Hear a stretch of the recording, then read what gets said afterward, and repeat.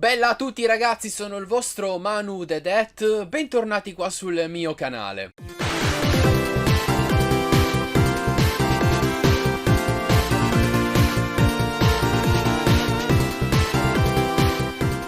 Ci siamo, anche quest'anno abbiamo il video degli ultimi acquisti videoludici speciale Tokyo, ovvero a marzo sono stato in Giappone e in questo video vi mostro quello che ho comprato. Gli acquisti sono veramente tantissimi, quindi è meglio che inizio subito perché il video mi sa che sarà piuttosto lungo. Solo due piccole cose prima di cominciare con il video. Vi ricordo come sempre di iscrivervi qua sotto al mio canale e di lasciare un mi piace a questo video.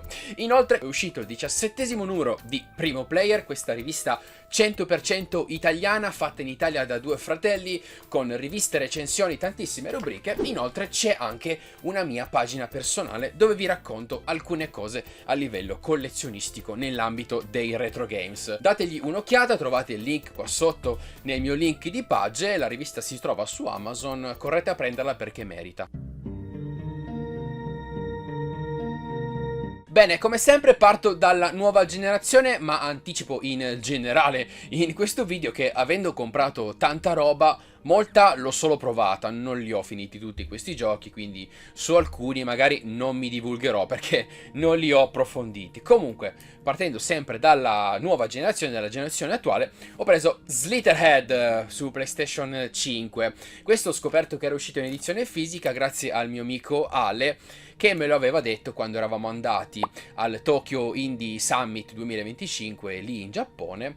Era una fiera di videogiochi indipendente, mi fa guarda che è uscito fisico, non lo sapevo, e alla fine poi sono andato a cercarlo nei negozi e l'ho acquistato. Questo è un titolo, è un action survival sviluppato da ex sviluppatori e programmatori dei buon vecchi Silent Hill. Infatti qui in mezzo, oltre a tanti sviluppatori, c'è anche Akira Yamaoka, molto famoso per le musiche, bellissime musiche, di Silent Hill. Tra l'altro bellissime musiche anche qua dentro. È un titolo interessante. Per riassumerlo dovrei dire, se avete mai letto Kiseiju, avete mai visto l'anime o avete anche solo visto la nuova serie TV che stanno facendo su Netflix, che hanno fatto da poco su Netflix, alla fine questo è Slitherhead. Racconta di questi esseri viventi che arrivano da altri mondi, da altri spazi temporali, che durante uno di questi loro spostamenti temporali hanno avuto dei problemi, insomma non è finito proprio bene come di solito finiva, si sono trasformati in dei specie di parassiti che poi hanno infettato questi esseri umani nel nostro mondo. Infatti il gioco è ambientato ad Hong Kong, quindi hanno infettato degli umani, si sono camuffati da umani, proprio come in Kiseiju, e man mano insomma cercano di convivere con questi umani oppure li ammazzano, se ne nutrono, poi cercano di integrarsi nella società, proprio come Kiseiju. Il gioco comunque, al di là della storia che è più complicata di così, ma raccontarla tutta insomma ci va tempo, il gioco è bello, è interessante. Noi siamo un'entità che si può spostare da vari corpi, cioè non abbiamo un protagonista principale. Il nostro protagonista è una specie di entità che si può spostare tra i vari corpi e utilizziamo questi corpi possessati per usarli come delle armi, insomma per combattere con il sangue di questi esseri umani che impossessiamo, possiamo creare delle armi. E all'interno del gioco ci sono dei personaggi, delle persone speciali che nel gioco si chiamano Unicum, che a differenza degli umani normali hanno delle caratteristiche in più, sono più compatibili con la possessione di questa entità e infatti hanno mosse diverse. Ad esempio c'è una ragazza che può fare degli artigli col sangue, c'è un ex poliziotto che va su una moto che può creare delle pistole o può sparare dei proiettili di sangue, insomma ci sono quelli potenziati. Lo scopo è combattere questi alieni, insomma questi esseri viventi che si impossessano degli esseri umani, fanno omicidi, ammazzano tutti, eccetera eccetera. Il gioco è molto bello da giocare, è molto divertente, le fasi di gioco sono davvero divertenti, la storia così e cosà, più che altro le animazioni e i modelli non sono proprio ottimali, la grafica non è bellissima e si vede che molto spesso questi esseri umani, questi NPC che poi noi possiamo comunque impossessarci, sono buttati un po' lì alla caso. Insomma non è proprio ben pulito come gioco, è bello da giocare ma il resto è un po' desiderabile. Le fasi di storia come sono raccontate non mi sono piaciute, perché ci sono delle fasi raccontate in un menu dove bisogna scegliere man mano la progressione di questa storia e i filmati sono sempre tutti uguali, non c'è un vero doppiaggio, c'è quel classico doppiaggio dove parlano, ma sono quelle parole a caso, modificate a computer, che sembra che dicano qualcosa, ma in realtà sono delle lingue inesistenti. Insomma, bellino, però, ecco, non proprio, diciamo, un gran gioco, ecco. Divertente, interessante l'idea, però diciamo che non mi ha stupito particolarmente. Secondo titolo che ho acquistato sempre per PlayStation 5 è Bang on Balls. Questo l'avevo visto in qualche compilation, forse l'avevo visto in un video di Metal Jesus Rock, mi aveva incuriosito.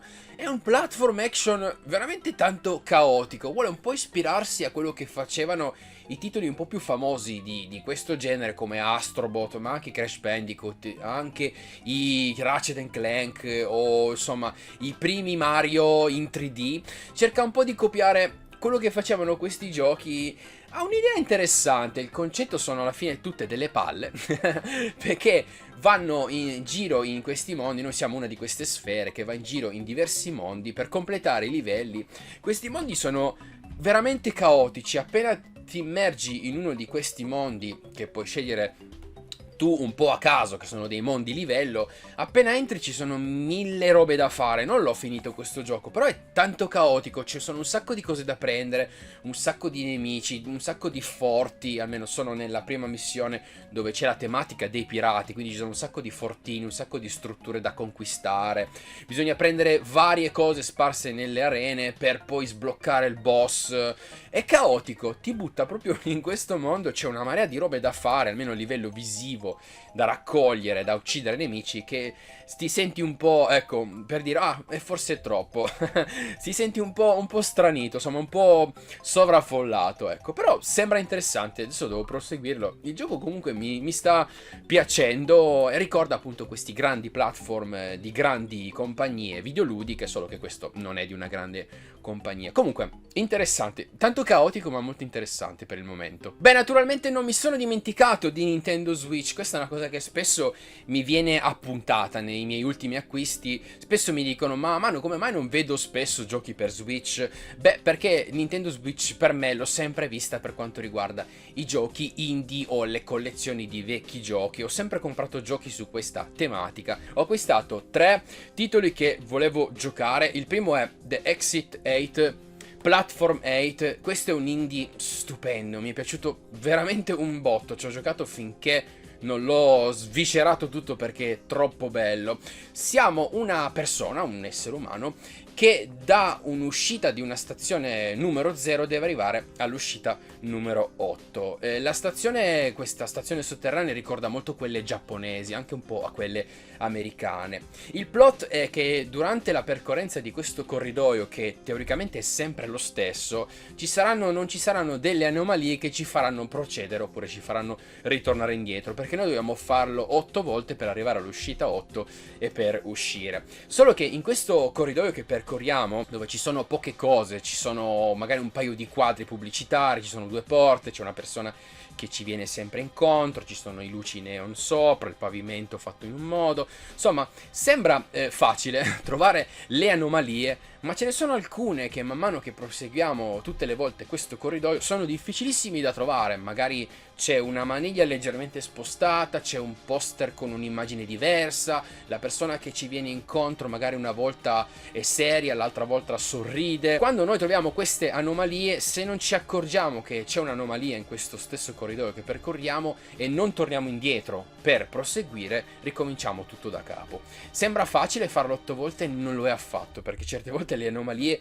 sono veramente minuscole o capitano proprio in una frazione di secondo e tu ti devi accorgere se in questo corridoio ti sembra tutto normale oppure ci sono delle cose strane e quindi devi tornare indietro per proseguire e arrivare all'uscita 8. Geniale, mi è piaciuto un botto, veramente un gioco strafigo. Questo include anche Platform 8, che è praticamente la stessa cosa, solo che sei all'interno di un vagone di una metro anziché essere nella metro stessa. Il concept è sempre quello. Veramente veramente figo, se non l'avete giocato prendetelo perché è veramente tanto bello. Poi ho preso SD Masked Rider. L'SD sta per Super Deformed, è una cosa che in Giappone ogni tanto fanno, ovvero prendono personaggi, cose famose e gli fanno il testone. Non so se avete presente quei vecchi pupazzetti dei calciatori degli anni 90 che avevano la testa grossa. Ecco, quella roba lì è Super Deformed. Questo è un beat'em up a scorrimento in 2 dimensioni che ho solo provato, ci ho giochicchiato, sembra interessante. ma lo devo approfondire. Comunque lo volevo perché amo ovviamente il genere, mi piace anche tanto Masked Rider, anche se non è tra i miei tokusatsu preferiti, però volevo provarlo, l'ho acquistato, l'ho trovato sempre nei negozi in Giappone. Infine ho preso, sempre per Switch, Angelian Trigger. Questo è un grandissimo omaggio a Yu Suzuki e al suo Space Harrier, perché è praticamente quello. È uno Space Harrier con queste due ragazze che sparano a mostri, a insetti volanti, sfere che ricordano quella sfera che c'era in 2001 Odissea nello spazio e poco altro. Il gioco vorrei dire che sia più bello di quello che lo sto raccontando, ma non lo è perché è abbastanza monotono sia dal punto di vista visivo che dal punto di vista del gioco. Ma vabbè, Space Harrier non è che sia stata tutta sta gran genialità. Comunque è carino, ci sono le classiche cose di Space Harrier, c'è anche lo stesso serpentone boss alla fine, solo che il gioco si ripete. Il primo livello è ambientato in una foresta dove ai lati ci sono tanti alberi e questi stessi alberi poi si trovano anche nel mezzo, sono gli stessi disegni che si trovano ai lati dello schermo, insomma visivamente non è neanche tanto appagante. Poi sì, i livelli là qualcosina cambiano, però lo volevo provare solo perché era uno Space Harrier che è sicuramente uno di quei giochi che in questi anni ne hanno fatti veramente pochi e niente, se ne sono ispirati pochissimi. Anzi, lo stesso Yu Suzuki aveva tirato fuori Air Twister poco tempo fa, perché è un gioco che non è stato mai tanto copiato negli anni. Ero curioso di provarlo. È carino, ma finisce lì. Poi ritorno un attimo su PlayStation, visto che Xbox in Giappone non esiste, ovvero sì, c'è qualcosina, ma proprio con il contagocce. Comunque ho preso 3 giochi per PlayStation 4. Il primo è Earth Defense Force World Brothers, della mia serie preferita di Sandlot, di questo sparatutto in terza persona con grossi mostri, grosse formiche, grossi ragni, dove devi semplicemente sparare e ammazzare tutto quello che ti trovi davanti senza pensarci troppo. È una delle mie serie giapponesi preferite, quella di Air Defense Force, e avevano fatto questa di World Brothers, che era un po' una voglia di rendere questa serie per un pubblico un po' più giovanile. Infatti ricorda molto i Lego, ricorda molto i Nanoblocks, che sono dei micro Lego che in Giappone vanno fortissimo. Hanno fatto, diciamo, una serie, uno spin-off ispirandosi a questo stile visivo cartunesco, un po' Minecraft, un po' Nanoblocks. È bello, e il gioco è sempre lo stesso, solo che a differenza di quello classico lo hanno un po' più retro pixelato, lo hanno retro gamato, nel senso che hanno messo anche magari qualche suono che ricorda i vecchi videogiochi, o hanno aggiunto tipo una mossa speciale. I personaggi hanno delle mosse speciali, tipo le classiche che uccidono tutto a schermo, cosa che nella serie originale non c'era.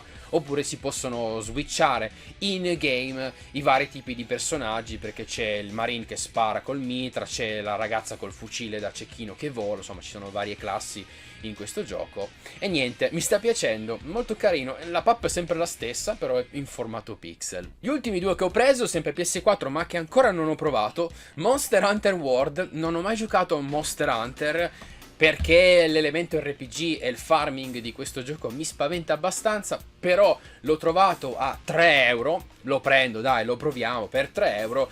L'ho tra l'altro inserito già su PS4 perché volevo ovviamente vedere se era in italiano, perché spesso i giochi PS4, a meno che siano esclusive giapponesi, hanno l'inglese all'interno. Infatti questo addirittura c'è anche l'italiano, c'è la versione la stessa. Sono stato anche fortunato da quel punto di vista, scaricato quel gigantesco update di 200.000 GB, poi lo proverò, ma l'ho preso solo perché costava poco e volevo provare questo benedetto Monster Hunter che ne parlano tutti bene. Spero che mi piacerà, ma ho un po' i dubbi. Comunque l'ultimo, oltre a questo, è Urban Legend in Limbo. Questo l'ho scoperto così a caso mentre guardavo i titoli PS4 ed è un picchiaduro di incontri in 2 dimensioni. Non l'ho ancora provato, non ci ho ancora giocato, mi incuriosiva tantissimo. È esclusiva giapponese fisica perché questo gioco non l'ho mai visto in versione PAL e quindi l'ho acquistato. Molto bene, direi che adesso possiamo prendere lentamente la discesa che ci porterà verso il mio tanto amato vecchiume, alias il retro game. Anticipo che ovviamente, come faccio sempre in questo video dei miei ultimi acquisti, ci sono le bombe finali del mese, ma siccome in questo video, o almeno in questi acquisti, ce ne sono tantissime, le metto un po' sparse, perché ho acquistato troppe bombe finali del mese e metterle tutte a fine video incasinerebbe la logica che io faccio in questi video, ovvero parto dalle cose nuove per scendere a quelle più vecchie. Quando in Giappone ti viene quella voglia irrefrenabile di Wii U, inutile voglia irrefrenabile di Wii U, acquisti qualche gioco che ho preso semplicemente per le esclusive giapponesi. Il primo è Hokuto Musu, alias Fist of the North Star Ken's Rage, ma se avete visto il mio ultimo video inerente ai giochi di Ken sapete già che cos'è, sapete già di cosa sto parlando. L'ho semplicemente preso da collezione perché era uscito solamente in Giappone, e quindi, siccome ho una mezza idea di provare a fare il full set del Wii U, che non è impossibile, ho detto vabbè, lo compro lì, tanto costava poco. Idem per questi due titoli di Masked Rider. Uno è un action, l'altro mi sembra più un puzzle party game stile Mario Party. Non li ho ancora provati, vorrei almeno provare questo, che è un action hack and slash, sembra anche un po' un Musu, non lo so perché non li ho ancora provati questi giochi. Lo proverò, comunque ne ho approfittato anche perché costavano poco, erano esclusive giapponesi e che si trovavano solo in Giappone, quindi li ho presi. Il Wii U, fantastico. Discorso analogo per alcuni giochi per PlayStation 3. Nel mio primo video delle mie nuove avventure in Giappone a caccia di retro games avevo preso Biohazard 0 HD Remastered per PlayStation 3 in versione fisica, che era uscita solamente in edizione fisica in Giappone, mi mancava da collezione e l'ho acquistato. Tra l'altro include anche l'italiano perché l'ho provato, quindi ancora meglio, almeno volessi mai rigiocarlo per l'ennesima volta, sarà comprensibile perché ha anche l'italiano. Poi nello stesso video avevo detto che cercavo quella maledetta trilogia di Ratchet & Clank, in realtà poi l'ho trovata, ma non l'ho trovata in nessuno dei video che arriveranno sul mio canale, dei tanti che ho fatto delle mie avventure in Giappone a caccia di retro games, perché poi l'ho trovato per caso in un altro negozio dove non ero andato a fare un video. Comunque eccolo qua, la famosa e rara trilogia di Ratchet & Clank, che include Into the Nexus, che dovrebbe essere l'ultimo della saga del Future, alla ricerca del tesoro, che era quella specie di spin-off dopo il primo, quel gioco che non durava tanto, e poi Q-Force, credo, che anche quello è uno spin-off, non mi ricordo, cioè non li ho ancora giocati, quindi non lo so. Ho giocato solamente armi di istruzione per quanto riguarda la saga del Future e non l'ho giocati neanche tanto tempo fa.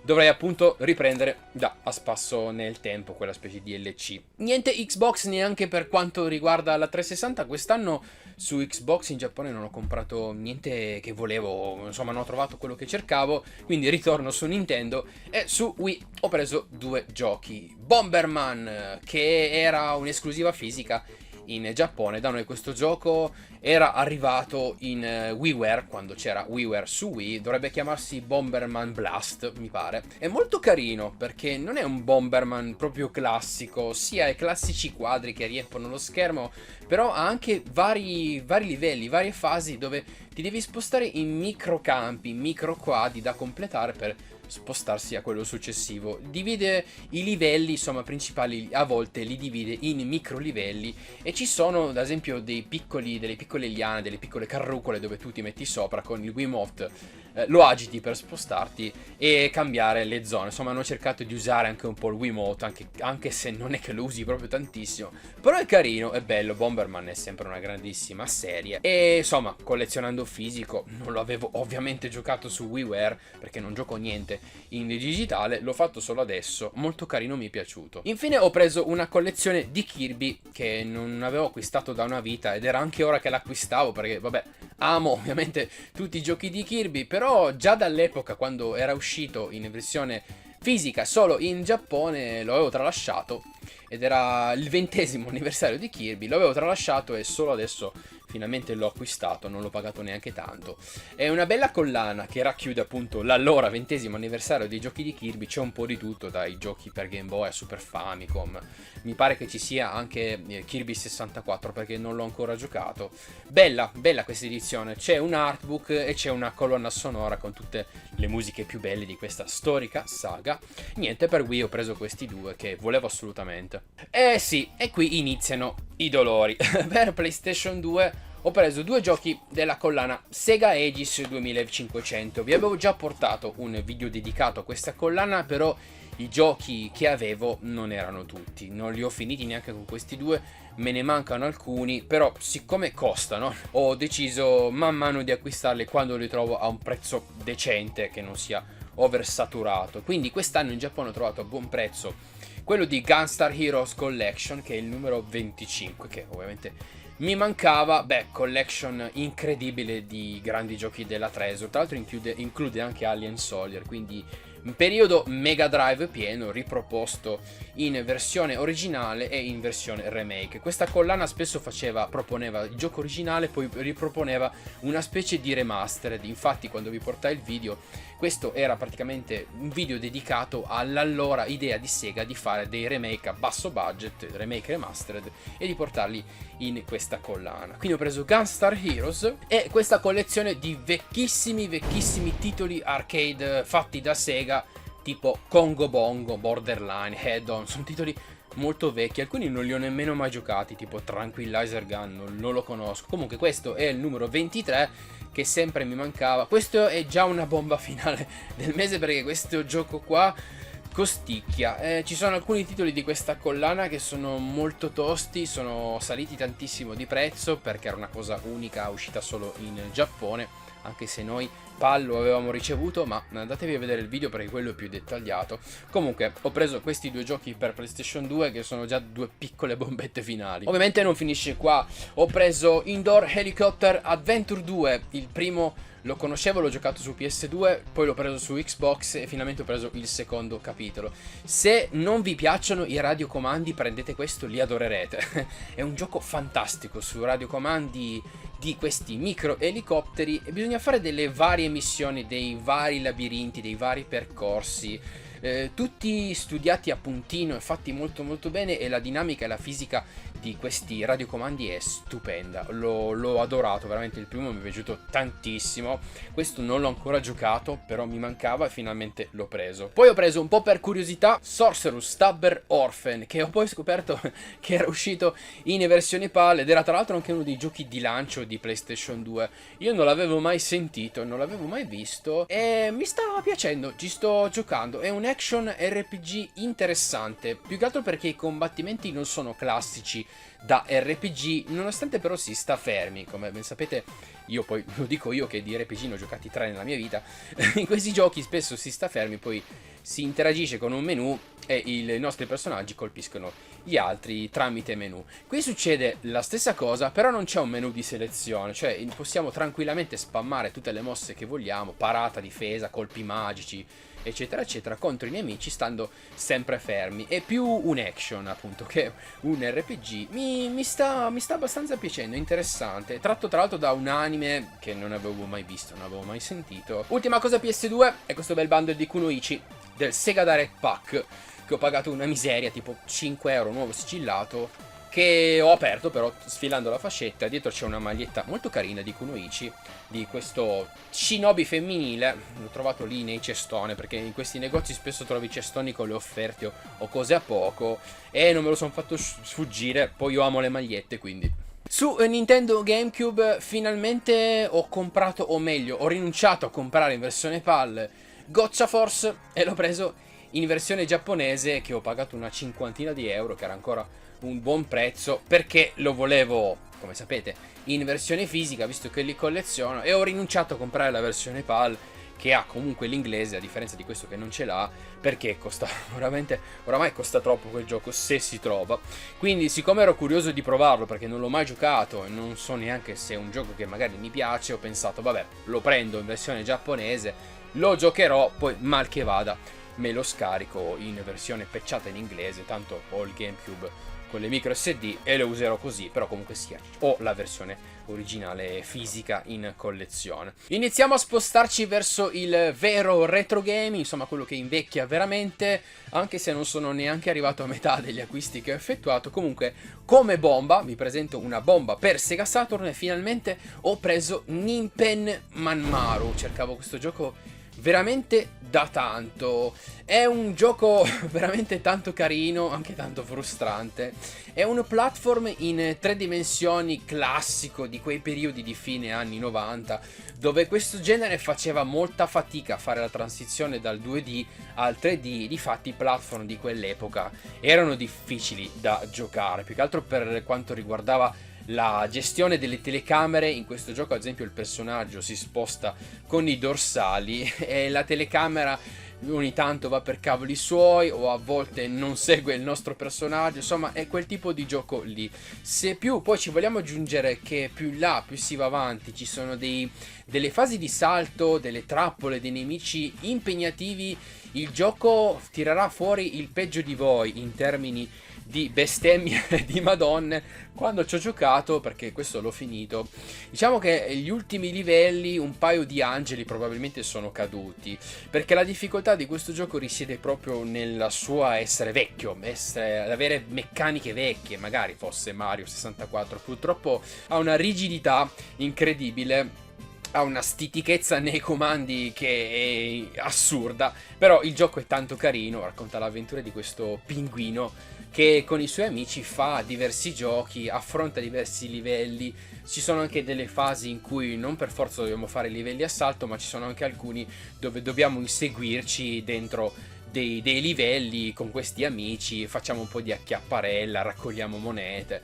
È tanto carino, ma tanto frustrante, veramente tanto. Bene, PlayStation, ho preso Square Millennium Collection di Ehrgeiz. Questo era onestamente l'unico di questa Square Collection che mi interessava, perché è un gioco che ho giocato tanto, mentre gli altri principalmente erano RPG o giochi che comunque non preferisco di quello che ha fatto Square. Penso che sia anche l'unico gioco a tematica Final Fantasy che ho giocato di più in tutti questi anni, proprio non essendo un Final Fantasy, ma essendo un bel picchiaduro tridimensionale. Ultimo gioco che ho preso su PlayStation 1, anche questo lo cercavo da un po', Dr. Slump. Fantastico l'universo di Dr. Slump. Leggevo il manga all'epoca e non me lo ricordo benissimo il manga, però giocando a questo titolo diciamo che mi ha ricordato che probabilmente il manga era così, perché lo segue abbastanza fedelmente. Cioè, giocandoci mi ricordavo di aver letto i trascorsi di quello che succedono in questo gioco. È bello, è bello e anche molto divertente. Ci sono dei personaggi assurdi nell'universo di Dr. Slump.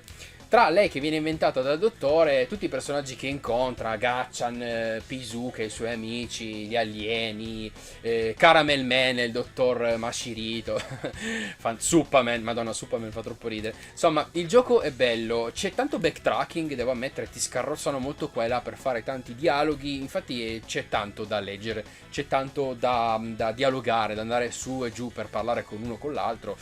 Non è una bella cosa, essendo tutto in giapponese, però quando poi ci sono le fasi di azione il gioco diventa carino, diventa un platform classico action con tutti i limiti, sempre per tornare al discorso di Ninpen Man Maru su Saturn, con tutti i limiti dei platform in 3 dimensioni, quindi un po' legnosi da controllare, con delle hit detection abbastanza discutibili. Però il gioco è bello e lo sto giocando tradotto in inglese, ovviamente. Questo per tornare al discorso che ci sono tanti dialoghi, perché avendolo provato e avendo visto che c'erano troppi dialoghi, poi mi sono informato e ho visto che c'era la patch in inglese, quindi ho scaricato la ISO. Questo lo tengo da collezione e lo sto giocando. Comunque merita, bello. Poi ho preso 2 giochi per PSP.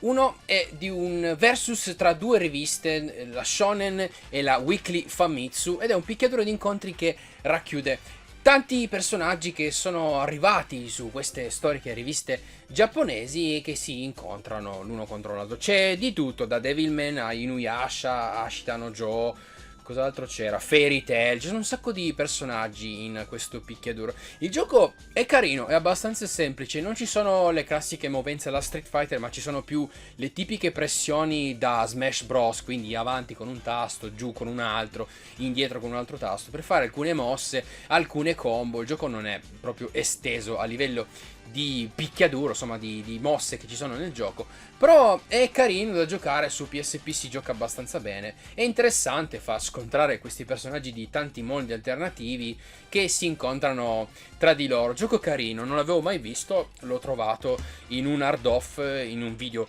che arriverà sempre sul mio canale, e assieme a quello ho preso Il Yakuza si chiama Ryuga Gatoku. Dovrebbe essere uno Yakuza spin-off che era uscito su PSP, uno di 2 giochi. Non l'ho ancora giocato, quindi non so com'è. So che c'è la traduzione in inglese, quindi è probabilmente così che lo giocherò. Però sapevo che erano usciti degli Yakuza su PSP, mi mancavano e ho preso il primo capitolo per vedere com'è. Bene, buttiamola lì così, un Sin and Punishment per Nintendo 64, una piccola bomba buttata così a caso che mi mancava. O meglio, avevo, solo che io da scemo quale sono, è stata una delle poche cose che avevo venduto in un periodo in cui mi servivano liquidità per comprare altre cose, e quindi questo era uno dei giochi che avevo venduto, e per fortuna ho ricomprato perché è uno sparatutto incredibilmente bello. Ma questo è abbastanza noto, è un'esclusiva giapponese ma è abbastanza nota per chi conosce Nintendo 64, quindi non devo dirvi più di tanto. Ho giocato effettivamente il seguito su Wii,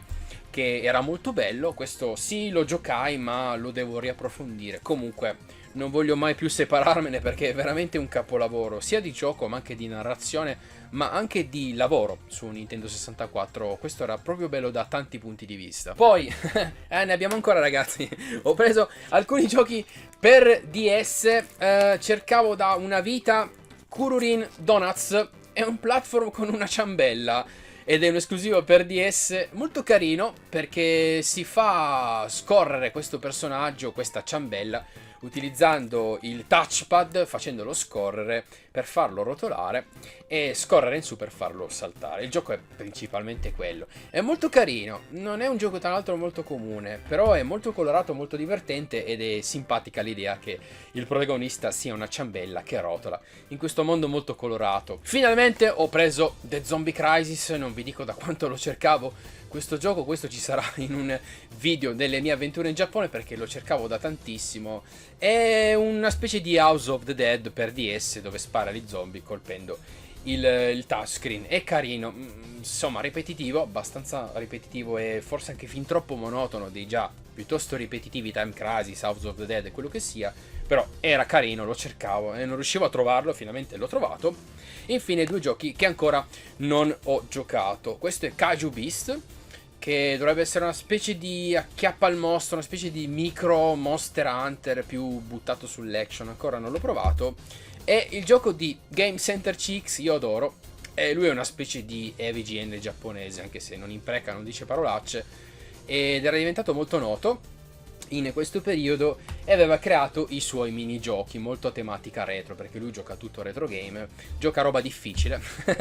E niente, il secondo era uscito su DS e l'ho preso su DS. Ho preso 2 giochi per Super Famicom. Hokuto no Ken 7 non ce l'avevo e fa abbastanza schifo tanto quanto il 6. Le animazioni sono veramente brutte di questo picchiaduro. Peccato perché i disegni, gli ambienti, come è disegnato è molto bello, ma le animazioni e il gioco è veramente una schifezza. Peccato, però lo volevo provare, me lo sono tolto, l'ho pagato anche poco perché non si trova tanto in Giappone, ma è veramente brutto. L'altro che ho preso è Super Sokoban. Questo è un gioco che conosco, è un gioco che si era visto nel nostro periodo su Game Boy e si chiamava Voxel. È un puzzle interessante, molto divertente, molto geniale, dove bisogna spostare delle casse, spostare in dei punti precisi per completare i livelli, ma più ci si gioca più ci si rende conto di quanto sia geniale questo titolo. Gran puzzle, se vi piacciono le cose complicate dove dovete scervellarvi ancora più di Tetris, ve lo consiglio perché è molto cervellotico. Vai con bombe per Mega Drive, Sailor Moon. Wow, che bella la versione Mega Drive di questo fantastico e fighissimo picchiaduro a scorrimento che già avevo su Super Famicom, anzi meglio su Super Nintendo, perché questo per quanto riguarda Nintendo arrivò anche in versione PAL. La versione per Mega Drive era stata fatta da un'altra compagnia, che aveva preso la versione arcade e l'aveva portato su Mega Drive e aveva fatto un ottimissimo lavoro, perché di beat'em up a scorrimento su Mega Drive non ce ne sono stati tanti ed era complicato più che altro a livello musicale. Il Mega Drive suonava sempre molto strano, aveva quel tipo di chip sonoro che lo rendeva particolare dal punto di vista musicale. Qui hanno fatto un gran lavoro, anzi questa versione forse è leggermente migliore di quella per Super Nintendo perché avrà anche meno colori ma più dettagli presi dalla versione arcade ed è molto bello da giocare. Se non sbaglio questo ha anche i 2 giocatori, mentre nella versione per Super Nintendo non si poteva fare, o viceversa, non mi ricordo. Comunque, gran versione, grandissima versione. L'ultimo gioco che ho preso per Mega Drive è Ringside Angel. È un gioco di wrestling, però incentrato sul wrestling professionale femminile, che aveva alcuni protagoniste importanti di quella disciplina formato femminile, che sono finite poi in questo gioco. È un gioco di wrestling, non è tanto diverso da quelli che si trovano a quell'epoca, solo che sono tutte ragazze professioniste e che se le danno di santa ragione. È bello il gioco, giocabilmente parlando, ripeto, è uguale a tanti altri giochi di wrestling, però è particolare perché è tutto al femminile, non è neanche tanto economico come gioco, non è una bomba ma non è economico, però mi mancava, lo volevo giocare, mi ha divertito un sacco. Dai ragazzi che ce la possiamo fare, se siete ancora con me tratterei i giochi per PC Engine che ho comprato, una console che amo ma di cui una grande carenza di giochi. Ho preso Kato-chan e Kei-chan, sono 2 protagonisti di una serie televisiva famosa in Giappone, però non li ho mai visti, non li ho mai sentiti, ma conoscevo il gioco, che è un action platform molto molto carino, dove ci sono un sacco di animali che cagano dall'alto, ed è bello, ha delle sprite molto enormi e gioca sul fatto che questi 2 personaggi un po' si inseguono nei livelli, si cacciano nel sedere, perché si cacciano nel sedere, si inseguono tra di loro e insomma è più un gioco incentrato sulla banalità di questi 2 personaggi reali, realmente esistiti, che io non conosco, ma il platform è molto molto carino. Poi ho preso Cybercross, anche questo è un platform bello perché si ispira a quella lore dei Sentai, dei Power Rangers, di questi tokusatsu giapponesi dove i personaggi principali si trasformano e hanno dei superpoteri. Questo è un action platform con appunto un protagonista che ha varie tute con vari poteri, insomma vari potenziamenti. Molto carino questo gioco, anche questo lo conoscevo, lo volevo comprare, non un gioco carissimo, molto bello, bella l'idea insomma di giocare a una specie di Power Rangers per PC Engine. Poi ho preso Cyber Dodge. È una palla avvelenata, è un dodgeball che ho solo giochicchiato ma sembra molto molto interessante. Mi piace questo sport che praticavo spesso a scuola, è uno degli sport più praticati nelle lezioni di ginnastica, quando si fa ginnastica a scuola, almeno nei miei tempi. C'erano tanti giochi sulla palla avvelenata, questo era uno di questi, è carino ma lo devo approfondire. Stesso discorso per Rabio Lepus, questo è uno shooter orizzontale con questo coniglio che si trasforma in metà coniglio, metà aereo. Bello, l'ho solo provato, che questo lo devo approfondire. Infine, finalmente ho preso Tenchi wo Kurao. Questa è una bomba finale del mese perché la versione per CD, per Super CD-ROM, è abbastanza costosa. È un picchiaduro a scorrimento, è stato il primo della serie di Tenchi wo Kurao, dove all'inizio in questo gioco non solo presentava tanti nemici a schermo, che era abbastanza una novità per questo genere, un po' alla Dynasty Warriors, ma un po' gli albori dei Dynasty Warriors, dove si stava prettamente a cavallo e si combatteva da cavallo. Poi nel seguito hanno fatto la scelta di poter anche scendere da cavallo e ci si picchiava come un classico gioco Capcom. Questo è Capcom, quindi alias Final Fight, e tutto quello che Capcom ha fatto di questo genere. Molto bello, gran belle musiche, vabbè, il PC Engine in versione CD con l'audio stereo era tanta roba. Il Super Game Boy 2, che a differenza del primo aveva qualche miglioria quando si inserivano le cartucce compatibili, che avevano, diciamo, più colori, ecco, avevano rifatto questa versione che aveva dei colori migliori rispetto alla versione precedente, oltre ad essere trasparente, di questo bel blu tra l'altro. Mi mancava e quindi eccolo qua. Ho preso 3 giochi esclusive tra l'altro per Famicom, 2 ancora non li ho bene approfonditi. Uno è Fighting Golf, che è una specie di gioco degli albori SNK per quanto riguarda Big Tournament Golf, ma ancora non l'ho giocato. Inotori, anche questo non l'ho ancora giocato, è un action platform interessante. Quello che ho approfondito e amato veramente alla follia è stato Joy McFight, che ho trovato in pessime condizioni ma ad un prezzo regalatissimo, anche perché non è un gioco proprio economico, almeno quando lo trovi tenuto bene, non ingiallito così. mi è piaciuto un botto. Era un titolo sviluppato da Nintendo nel lontano 1993, quindi molto tardi al rilascio del Famicom, addirittura 10 anni dopo il Famicom.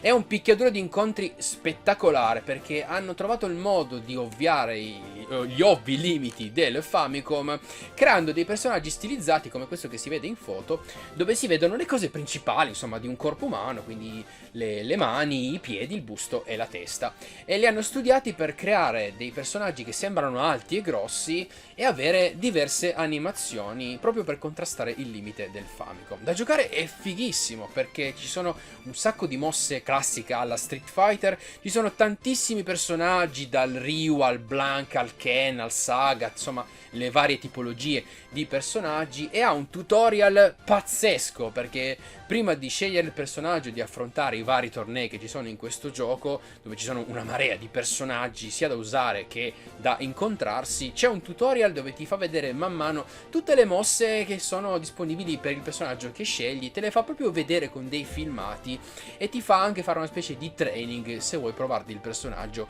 prima di affrontarlo in questi tornei. Fantastico, vi giuro, veramente bello, ha pochissimo da invidiare a quello che si trovava su Super Nintendo in ambito di picchiaduro di incontri.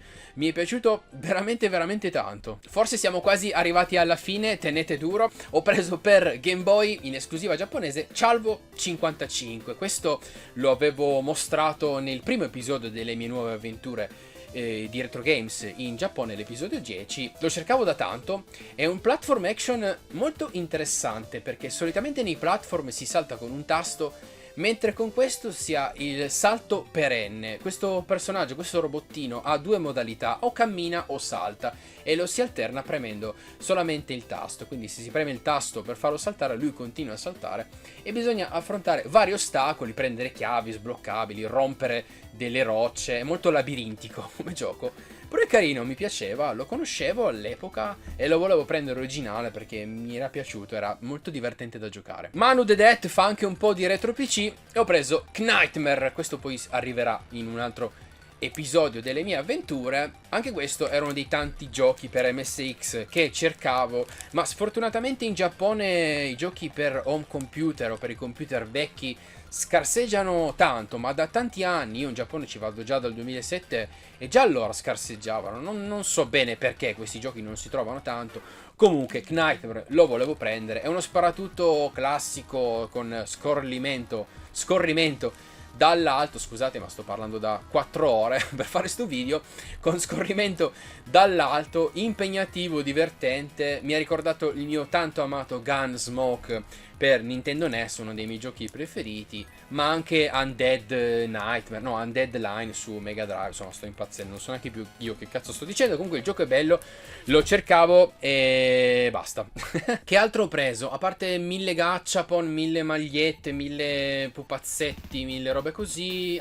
Sì. L'ultima cosa che vi mostro è questo bellissimo Tomy Piuta, questo computer giapponese a metà tra gli 8 e i 16 bit che avevo acquistato dei giochi un po' di tempo fa e dovevo necessariamente comprare l'hardware per poterci giocare, e finalmente l'ho trovato. Ci devo però poi fare una modifica perché questo è uno di quei classici console barra computer di quell'epoca che uscivano solamente con il collegamento antenna giapponese, quindi non si può vedere sui televisori regolari tipo il Famicom giapponese. Perciò devo farci una modifica a V e quindi arriverà anche un video dedicato a questa modifica. Prima o poi lo porterò sul mio canale e ero curioso di provarlo. È anche l'unica cosa veramente ingombrante che ho messo in valigia perché cerco sempre di risparmiare spazio per comprarmi più giochi.